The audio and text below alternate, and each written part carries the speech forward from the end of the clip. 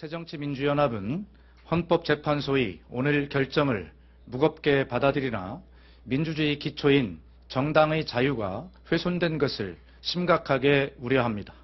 새정치민주연합은 통합진보당에 결코 찬동하지 않습니다. 그럼에도 통합진보당에 대한 해산 판단은 국민의 선택에 맡겼어야 했다고 믿습니다. 자, 지금 대변인 이야기를 보면 새정치민주연합은 통합진보당에 찬성하지 않는다고 했어요. 근데 바로 이 숙주라는 지금 평가를 받고 있습니다. 왜 그런지 아마 시청자 여러분들 잘 아실 텐데 그 얘기 자세히 짚어보겠고요. 그리고 황교안 법무부 장관의 이번에 여러 가지 평가가 나오고 있는데 그 이야기까지 자세히 해보겠습니다. 자, 조수진 차장. 네. 자, 4.11 총선 때 바로 이 새정치민주연합에서 당시에는 민주당이었죠. 야권 통합을 했었는데 네. 그 당시 상황을 좀 분석을 해주시죠. 네, 2012년 4월 총선 때 바로 야권에서 가장 많이 등장한 용어가 야권연대입니다. 야권연대, 그러니까 당이 다르더라도, 이념과 정체성이 다르더라도 현재의 여당을 눌러야 된다. 그러기 위해서는 손을 잡아야 된다. 이런 명분으로 바로 채택이 된 게 야권연대인데요. 당시에 그 한명숙 대표 그리고 이정희 대표가 만나서 그 야권연대를 했습니다. 야권연대 그리고 후속 조치로 어디를 그러면 통합진보당 후보가 단일 후보가 될 것인가. 이것도 논의가 됐죠. 통합진보당이 당시에 야권 우세 지역만 고르고 골라서 가져갔습니다. 고르고 골라서? 네. 예. 그래서 민주통합당과 통합진보당이 경선을 치른 곳이 그 76곳이었고요. 전략공천이 16곳. 그리고 그 야권연대를 통해서 강제로 민주당 후보가 물러난 곳이 9곳이었습니다. 예. 네, 야권연대 할 때 그 당시 민주통합당의 이해찬 의원이 이런 얘기를 했었습니다. 가장 그 눈여겨보는 후배는 이정희 의원이다. 이정희 의원이다. 그래서 당시에 관악을 그 이해찬 대표가 내리 사선을 한 그 지역이 바로 이정희 후보에게 돌아갔다가 부정경선 여파로 이정희 후보가 사퇴를 했고 이정희 씨는 대표가 됐지만 계속 원외 신분을 유지하게 됐습니다. 예. 자, 이남희 팀장께 질문 네. 하나 드릴게요. 자, 과연 여기 지금 지역에서 당선된 사람들이 4명이 있습니다. 총선에서 지역에서.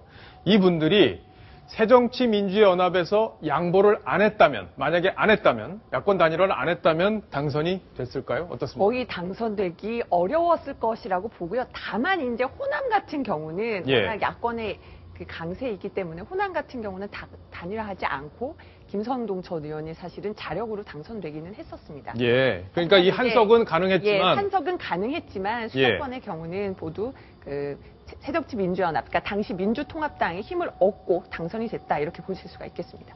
자, 박성훈 논설위원은 네. 이 새정치민주연합의 책임론 네. 어떻게 평가하시나요?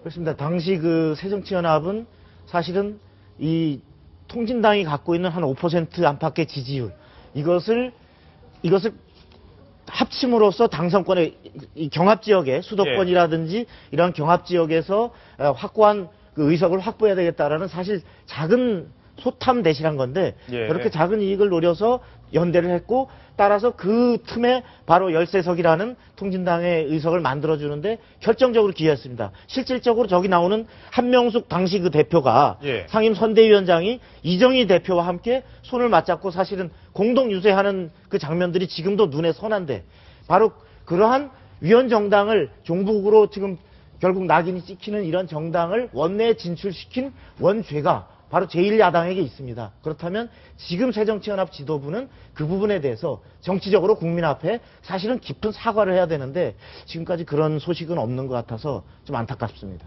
예. 지금 오늘도 헌재 결정에 대해 상당히 유감을 밝히는 그런 내용의 성명을 들을 수 있었는데 국민에 대한 책임감 좀 더 야당에 필요한 것 아닌가 싶습니다. 자, 지금 시청자 질문이 또 막 들어왔습니다. 이번엔 조수진 차장께 질문이 왔는데요. 자, 야권연대로 통진당 국회의원을 당선해 결정적인 도움을 준 새정연에 책임을 물을 법적 근거는 없습니까? 자, 이 법적 근거가 있는지 없는지 이거 중요한 부분인 것 같습니다. 잘 지적을 해주셨는데 어떤가요? 네, 결론적으로 법적 근거는 없습니다. 없습니까? 그러니까 서로 다른 정당이 연대를 했다고 해서 이 연대의 책임을 물을 수 있는 근거는 없습니다. 다만 새정치민주연합이 도의적인 책임을 져야 되는 거죠. 2012년에 수도권을 비롯해서 10여 군데, 13곳으로 기억하고 있습니다만 여기에서 국회의원을 배출된 것 바로 새정치민주연합 때문에 가능한 일이었습니다. 그랬기 때문에 오늘 새정치민주연합이 헌재 결정에 대해서도 뚜렷한 아주 명확한 입장을 내놓지 못했습니다. 바로 2012년에 그 통진당을 이런 어떤 제도권 정당으로 발돋움하게 한 원죄가 있기 때문에 오늘 헌재 결정에 대해서도 아주 어정쩡한 입장을 내놓을 수밖에 없었던 겁니다. 예, 어정쩡한 입장. 양쪽 다 얘기를 걸쳐놨던데, 자, 국민들의 의견에 조금 더 귀를 기울이는 것이 좋겠다 이런 생각이 듭니다. 자, 이번 헌재 결정에 가장 또 중심에 있었던 사람이 있습니다. 그래서 주목받고 있는 사람인데요. 바로 황교안 법무부 장관입니다. 어떤 이야기를 내놨는지 직접 들어보겠습니다. 이번 헌법재판소의 결정은 헌법 질서 내에서 용인 가능한 정당의 기준을 제시하였다는 점에서 중요한 헌법적 의미를 가지고 있다고 생각합니다. 이번 위원 결정으로 통합진보당이 해산된 만큼 재산 환수와 대체 정당 설립의 예방 등 필요한 후속 조치에 차질이 없도록 만전을 기해 나가겠습니다. 자, 지금 발언 내용, 오늘 발언 내용을 직접 들어봤는데요. 조수인 차장. 네. 과연 이번에 통진당 해산 절차가 쭉 진행된 과정에서 가장 주목을 받았던 사람, 바로 황교안 장관이다 이렇게 평가가 나오고 있죠. 그렇습니다. 아마 황교안 장관이 아니었다면 오늘 헌재 결정 이렇게 날 수 있을지 저만 해도 참 의심스러운데요. 황교안 장관은 그 작년 11월에 정부를 대리해서 그 법무부 장관이기도 하지만 정부를 대리해서 이번 위헌정당 심판에 그 대리인으로 모든 절차를 준비를 했습니다. 그 황교안 장관은 검찰하면 대표적인 공안통인데요. 이 공안통 중에는 각 기수별로 유명한 그 공안통 한 분들이 있는데 바로 황교안 장관은 사법연수원 13기에 공안하면 황교안 이렇게 불릴 정도로 아주 이론가입니다. 그리고 또 한 가지는 그 제가 출입했을 때라 더 기억이 생생한데 2006년에 이 서울중앙지검의 공안 사건을 총괄하는 2차장이었습니다. 2차장으로서 강정구 동국대 교수 사건을 지휘를 했는데요.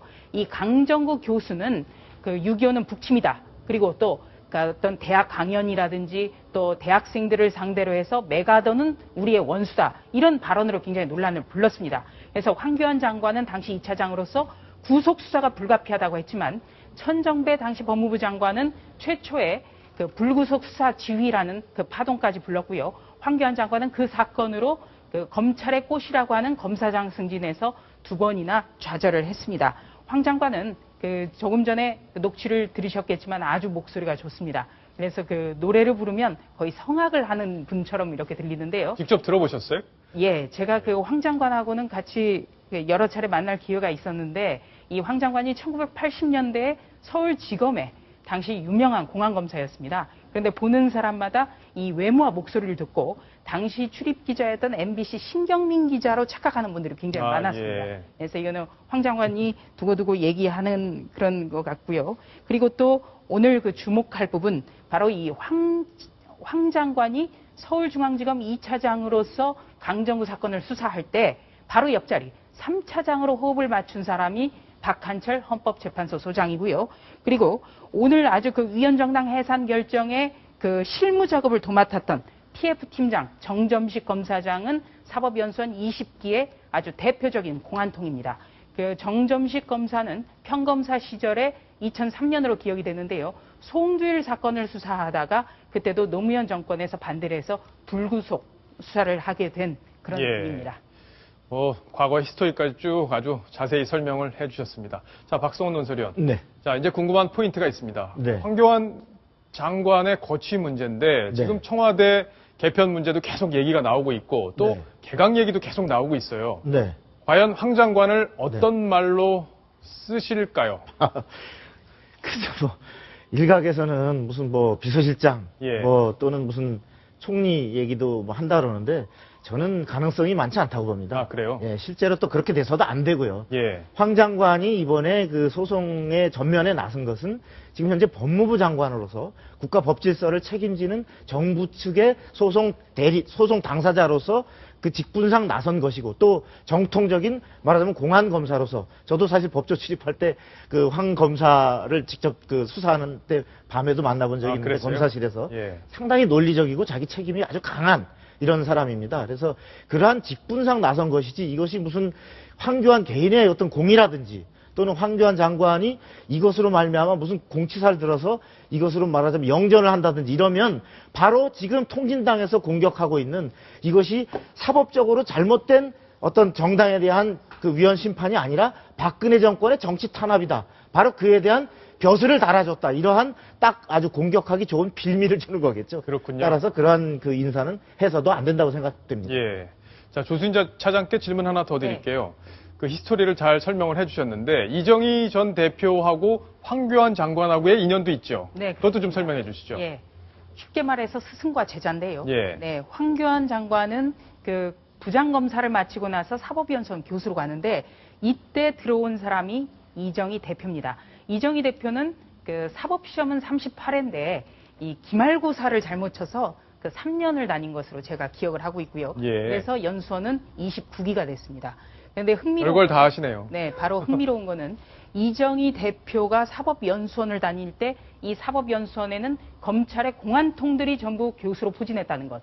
황교안 장관 그리고 권재진 전 대통령 민정수석 법무부 장관도 이 시절에 교수로 직접 가르쳤습니다. 그렇기 때문에 사법연수원에서는 어떤 국가의 정체성과 그리고 헌법 질서에 대해서 교과목을 만들어야 되는 거 아니냐 이런 지적도 나오고 있습니다. 예. 자, 자세한 설명까지 정리를 해봤습니다. 자, 통진당 해산 소식은 여기까지 정리를 하겠습니다.